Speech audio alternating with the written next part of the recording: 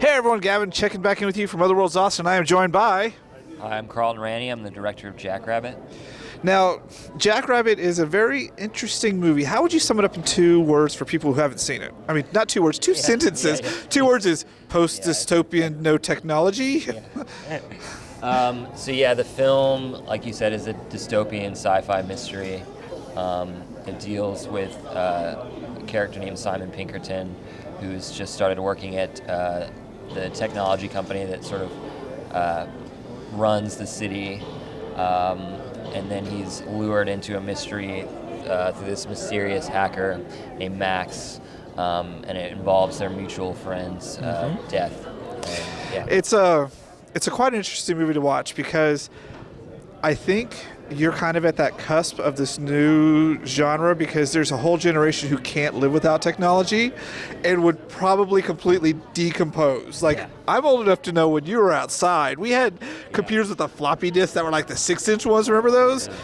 I think you're on this cusp of this whole new genre. How does that make you feel?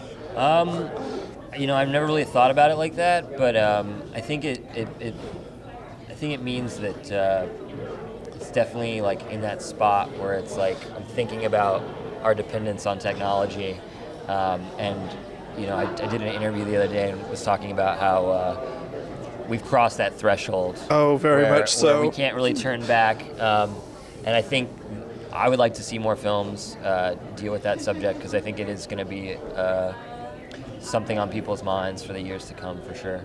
So that's one of the things I found fun watching this film was, the reset happened and there's no electricity, there's no technology, right? Right. So they're having to rebuild from scratch, and we're getting to the point where technology helps us advance technology. So you're looking at the old giant keyboards and monitors. And so I was like, man, did he rate a Goodwill shot for that or what? It's funny that you mentioned that. We got all of the old computers from the Goodwill Computer Museum in Austin, Texas. They just take these. We don't need them anymore. They're just taking up space. We went into this giant warehouse, and it was like Raiders of the Lost Ark. It was just filled with old computers. Oh my God! Yeah, because before that we had just been going to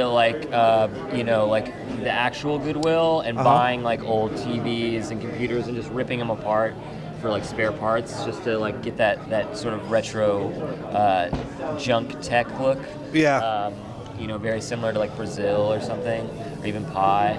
But it wasn't until we got put in touch. My producer Destin and co-writer, he got in touch with the Goodwill Computer Museum, and that was one of the most beneficial things that happened on this film in terms of creating the world, I would say.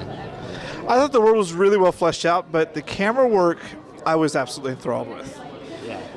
My favorite scene from the movie is when he pulls up in the van and you're looking through the window and the guy gets out, and then you could see him as this dude's leaning forward, standing outside like this on the other side. Yeah. How hard was that to line up? Because I've worked with cameras before, and there's no way that just came together perfectly. So on that shot, basically what we did was we put a sandbag down, and our actor Ian Christopher Newell, who plays Max, when he felt the wheel hit that sandbag, it was like, okay, this is when I stop.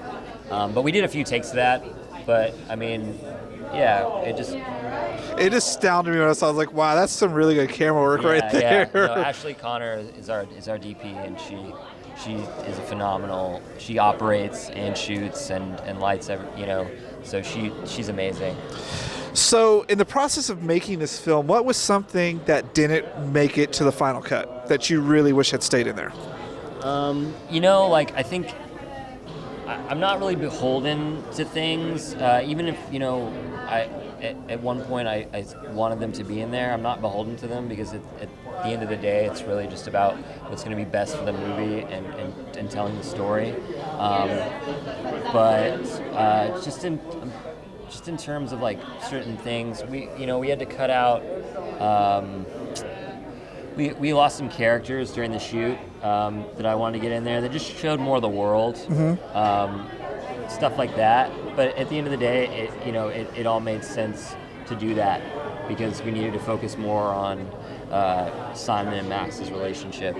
I'm not really too beholden to anything that was cut from the movie. Everything that's in the film, I wanted it to be in there. So. So last question. This is a spoiler alert. What's outside the city? Did you think that far ahead for like the sequel and the threequel? Yeah, no, I've thought that far ahead for sure. But I don't want to give away too much. To me, when people see the movie, it's not so much about what's outside the city. It's more about the choice that is made at the end of the film. To go outside the city. Exactly. And whether or not to do so.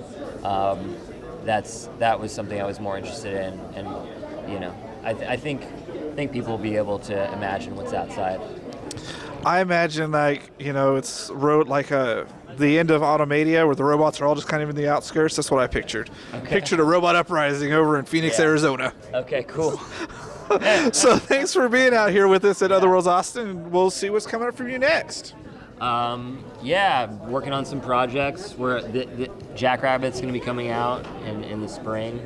We're... How do you follow Jackrabbit up, though? Such a pretty intimate film. Now you're going to go make an exploitation film where there's explosions and car chases. Yeah, I don't know. I mean, I like making intimate films. I think I'll probably continue to do so. And I like playing with genre. So I like using genre to invite people in and then sort of like flip it on their heads. So good job. Yeah. All right, so we'll be back with more from Otherworlds after this.